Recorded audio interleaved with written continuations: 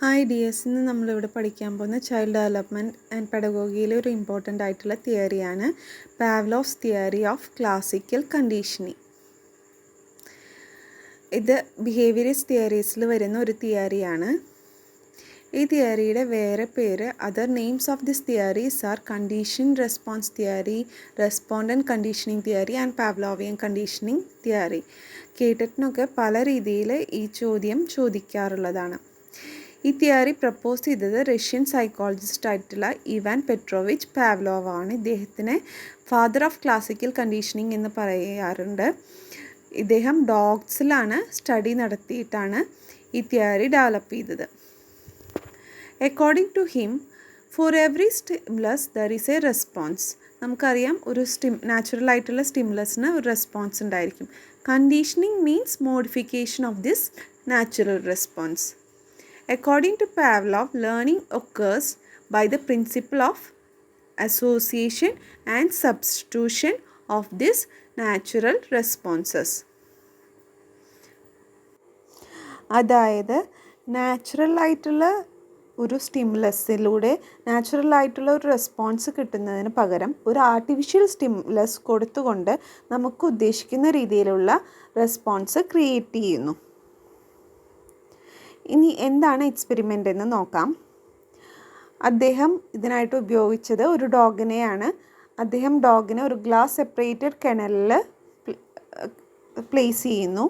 Then സാധാരണ രീതിയിൽ പോലെ അദ്ദേഹം ഡോഗിന് ഫുഡ് കാണിക്കുമ്പോൾ എന്തുണ്ടാവുന്നു? ഡോഗ് സലൈവേറ്റ് ചെയ്യുന്നു. It is very natural response. അദ്ദേഹം ഈ സലൈവയുടെ അളവ് നോട്ട് ചെയ്ത് വെക്കുന്നുണ്ട്. This is the stage of before conditioning. ഇവിടെ ഫുഡ് കൊടുക്കുന്നു, ഡോഗ് സലൈവേറ്റ് ചെയ്യുന്നു. അതിനുശേഷം അദ്ദേഹം ഒരു ബെൽ റിങ് ചെയ്യുന്നുണ്ട്. പക്ഷേ ബെൽ റിങ് ചെയ്യുമ്പോൾ ഡോഗ് എന്ത് ചെയ്യുന്നില്ല? സലൈവേറ്റ് ചെയ്യുന്നില്ല. Dog doesn't response to that stimulus. Next stage is during conditioning stage. Here the bell rings along with the food. Natural stimulus ആയിട്ടുള്ള ഫുഡിൻ്റെ ഒപ്പം ആർട്ടിഫിഷ്യൽ സ്റ്റിമുലസ് ആയിട്ടുള്ള ബെല്ലും കൂടി കൊടുക്കുന്നു. ആസ് എ റിസൾട്ട് എന്താണ്? ഫുഡ് കാണുമ്പോൾ തന്നെ പട്ടി, dog salivate. This is unconditional response. Here also the quantity of saliva is noted and he gets the same quantity of saliva as in the first stage. അപ്പോൾ ഇവിടെ natural സ്റ്റിമുലയുടെ കൂടെ artificial stimulus ആയിട്ടുള്ള ബെല്ലും കൂടി കൊടുക്കുന്നു. അൺകണ്ടീഷണൽ റെസ്പോൺസ് ആയിട്ടുള്ള salivation ഉണ്ടാവുന്നു. Here comes the third stage.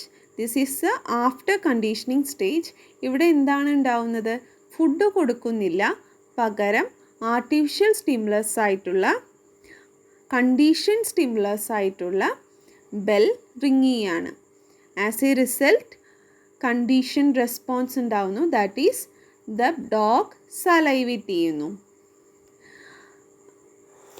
So first സ്റ്റേജിൽ എന്താണ് ഉണ്ടാവുന്നത്? അൺകണ്ടീഷണൽ സ്റ്റിമുലസ് കൊടുക്കുന്നു, അൺകണ്ടീഷണൽ റെസ്പോൺസ് കിട്ടുന്നു.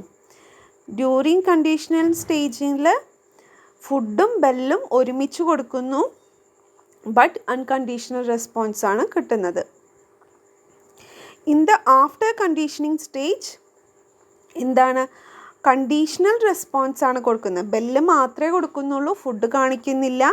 പക്ഷേ എന്താണ്? ഡോഗ് സലൈവേറ്റ് ചെയ്യുന്നു. That is the dog is conditioned. Theory of classical conditioning എന്ന് പറയുന്നത് എന്താണ്? Classical conditioning is a form of learning in which two stimuli are presented together and the response originally elicited by one of them comes to be elicited by the other.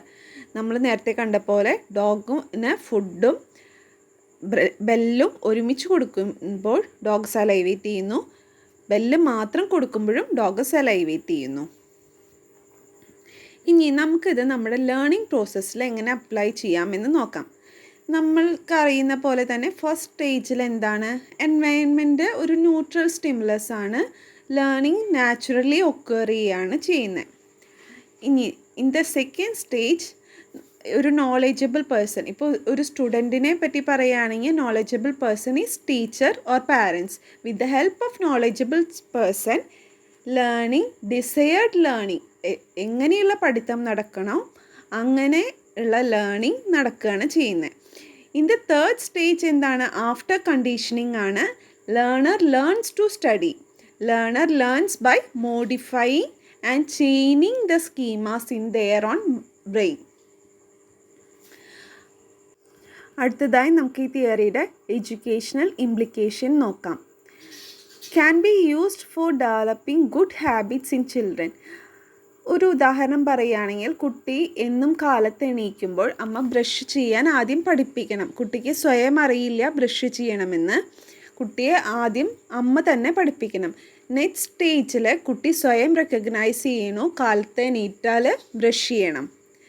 Like this, നമുക്ക് കുട്ടിക്ക് ഒരു ഇരുട്ടുള്ള റൂമിൽ പോകാൻ പേടിയാണ്. അപ്പോൾ കുട്ടിയുടെ ഈ anxiety, fear ഇതൊക്കെ നമുക്ക് എങ്ങനെ കുറയ്ക്കാം? അമ്മ ആദ്യം കുട്ടിയുടെ ഒപ്പം തന്നെ ഇരുട്ടുള്ള റൂമിലേക്ക് പോകുന്നു. ദെൻ കുട്ടി മനസ്സിലാക്കുന്നു കുഴപ്പമില്ല, തന്നെ പോയാലും കുഴപ്പമില്ല. അങ്ങനെ കുട്ടിയുടെ ഫിയർ മാറ്റിയെടുക്കാം. അടുത്തതായിട്ട് നമുക്ക് യൂസ് ചെയ്യാവുന്നത്, ഈ തിയറി യൂസ് ചെയ്യാവുന്നത് എവിടെയാണ്? Teaching alphabet. A for apple, അതുപോലെ B for ബോൾ.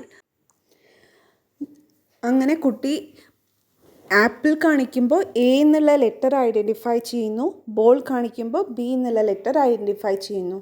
അതുപോലെ അരിത്തമാറ്റിക്സ്, ബേസിക് അരിത്തമാറ്റിക്സ് ആയിട്ടുള്ള അഡീഷൻ പഠിപ്പിക്കാൻ വേണ്ടിയിട്ട് കുട്ടികൾക്ക് ബീഡ്സ് കൊടുത്ത്